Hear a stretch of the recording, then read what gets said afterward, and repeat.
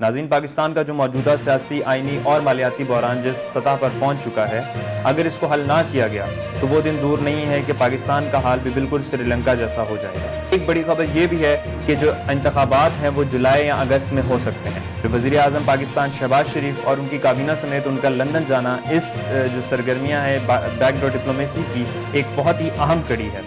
अस्सलाम वालेकुम नाज़रीन, खलीज न्यूज़ विद उसामा इकबाल में आप सबको खुशामदीद। नाज़रीन, पाकिस्तान का जो मौजूदा सियासी, आइनी और मालियाती बहरान जिस सतह पर पहुंच चुका है, अगर इसको हल ना किया गया तो वो दिन दूर नहीं है कि पाकिस्तान का हाल भी बिल्कुल श्रीलंका जैसा हो जाएगा।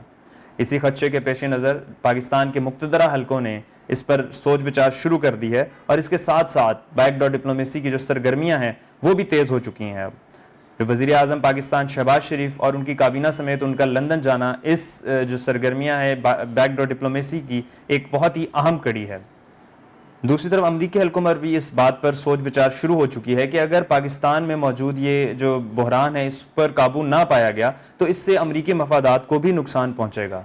इसी खदशे के पेश नज़र जो अमरीकी ऐवान बाला है उसमें भी इस बात पर जो पाकिस्तान में मुदाखलत हुई थी उसके पेश नज़र अब इस बात पर भी गौर किया जा रहा है कि जल्द इंतखाबात करवा दिए जाएँ पाकिस्तान में।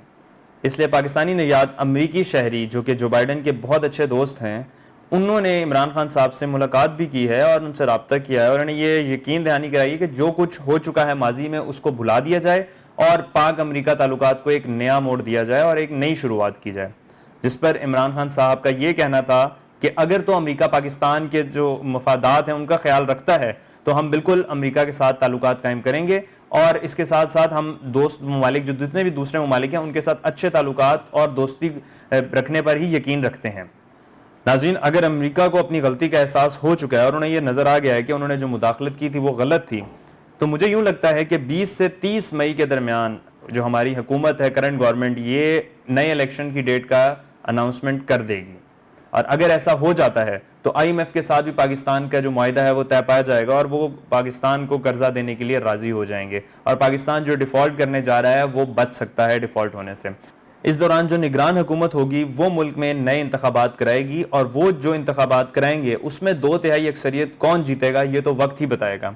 पर एक बड़ी खबर ये भी है कि जो इंतखाबात हैं वो जुलाई या अगस्त में हो सकते हैं। खलीज न्यूज़ के साथ उसामा इकबाल को दीजिए इजाज़त। अल्लाह हाफ़िज़।